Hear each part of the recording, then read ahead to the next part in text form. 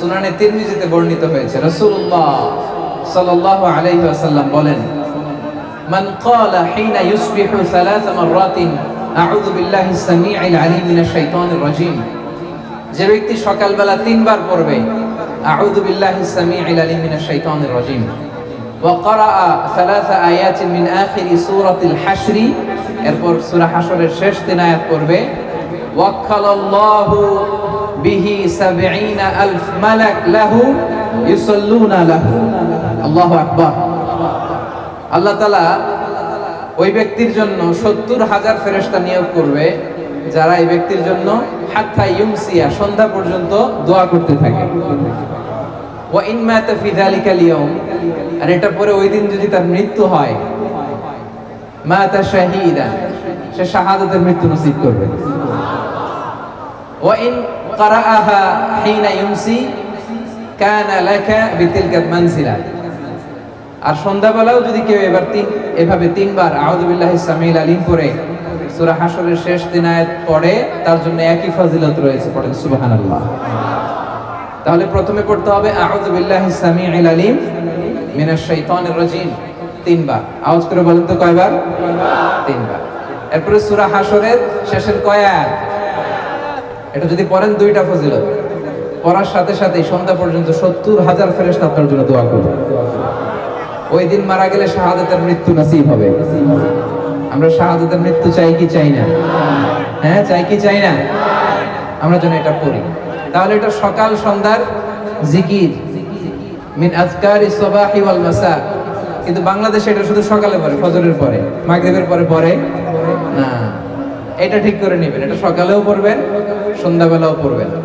আমাদেরকে রাসূলুল্লাহ সাল্লাল্লাহু আলাইহি ওয়াসাল্লাম কিছু আজকার শিখিয়েছেন, কিছু দোয়া, যেগুলো পড়লে শয়তানের বিরুদ্ধে আল্লাহ তাআলার পক্ষ থেকে আমাদের জন্য এটা প্রোটেকশন হিসেবে কাজ করে। সুবহানাল্লাহ পড়ে। যেমন এই যে সূরা হাশরের শেষ 3 আয়াত, যেমন আয়াতুল কুরসি, যেমন 3 কুল। এই সূরা হাশরের শেষ 3 আয়াতের এত ফজিলতের কারণ হচ্ছে এই শেষ 3টি আয়াতে আল্লাহ তাআলা তার নিজের 14টি নাম উল্লেখ করেছেন। কয়টি? 14টি। কালামুল্লাহ মাজিদের কোন সূরায় কোন জায়গায় এভাবে টানা আল্লাহ তাআলার এতগুলো আসমাউল্লাহিল হুসনা, সিফাতি নাম বা গুণবাচক নাম একসাথে খুঁজে পাওয়া যায় না। এখানে 14টা নাম পাওয়া যায় আল্লাহ। এজন্য এই সূরাতুল হাশরের শেষ 3 আয়াতের এত গুরুত্ব। এবং এই আয়াতগুলো পড়লে আল্লাহ তাআলার সত্তার যে পরিচয়, অরিজিনাল পরিচয়, এটা আপনি পাবেন। আল্লাহ তাআলা অত্যন্ত অনুপম ভঙ্গিতে এই 3টি আয়াতে নিজের পরিচয় দিয়েছেন। এছাড়াও আরো কয়েকটি জায়গায় আল্লাহ তাআলা নিজের চমৎকার পরিচয় দিয়েছেন। যেমন সূরাতুল বাকারার 255 নম্বর আয়াত, মুখস্থ আছে না? আয়াতুল কুরসি, ওই একটা আয়াতে আল্লাহ তাআলা চমৎকার ভাবে নিজের পরিচয় দিয়েছেন। এবং বিষ্ণু ইসা ইসলাম বলেন, মান খারাআ আয়াতুল কুরসি দুবুরা কুল্লি সালাতিন মাকতুবাতিন লাম ইয়ামনাহু মিন দুখুলিল জান্নাতি ইল্লাল মাউত। প্রত্যেক ফরজ নামাজের পরে যে একবার আয়াতুল কুরসি পড়বে, তার জান্নাতে ঢোকার ব্যাপারে আর কোনো বাধা থাকে না, মৃত্যু ছাড়া।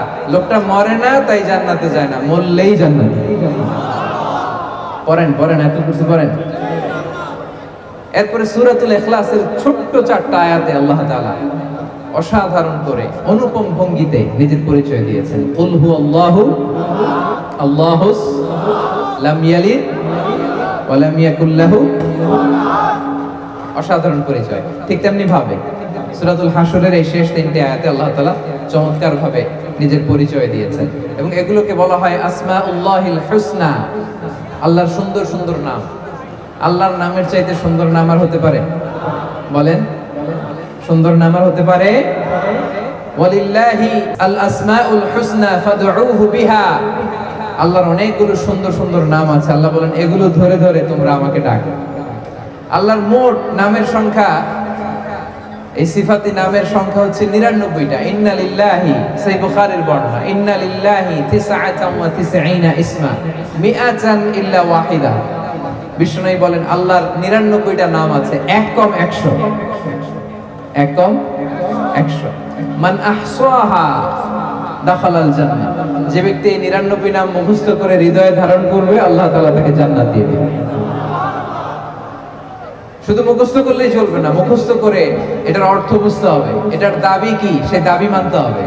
কারণ বিষ্ণু বলেন নাই মান হাফিজাহা দাখালাল জান্নাহ, তিনি বলেছেন মান আহসাহা দাখালাল জান্নাহ।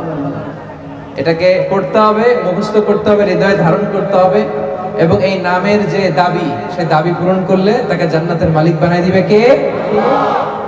এবং বিষ্ণু ঈসা ইসলাম আল্লাহ তাআলার এই চমৎকার অনুপম নামগুলো ধরে ধরে এগুলোর ওসিলা দিয়ে আল্লাহর কাছে দোয়া করতেন। বিষ্ণু বলতেন আসআলুকা বিকুল্লি ইসমিন হুয়া লাক সাম্মাইতা বিহি নাফসাক, আল্লাহ আপনার যত নাম আছে, যে নামগুলো দিয়ে আপনি আপনার নিজেকে নামকরণ করেছেন, ওই সব নামের ওসিলা দিয়ে আমি আপনার কাছে চাই। আও আনজালতাহু ফি কিতাবিক, অথবা আপনার যত নাম আপনি আপনার কোন আসমানি কিতাবে নাজিল করেছেন সেগুলোর ওসিলায় আমি আপনার কাছে চাই। আও আল্লামতাহু আহাদাম মিন খালকিক, অথবা আপনি আসমানি কিতাবে নাজিল করেন নাই, আপনার কোন প্রিয় বান্দাকে আপনি স্পেশালি জানিয়েছেন, কোন নবীকে স্পেশালি কোন স্পেশাল নাম জানিয়েছেন, ওইটার ওসিলায় আপনার কাছে আমি চাই। আও ইস্তাসারতা বিহি ফি ইলমিল গায়বি ইনদাক, অথবা আপনার যেই নাম কোরআনেও নাই, হাদিসেও নাই, কোন নবী ওলিরেও জানেন নাই, এই নাম শুধু আপনি জানেন, দুনিয়ার কেউ জানে না, ওই নামগুলোর ওসিলা তো আপনার কাছে চাই।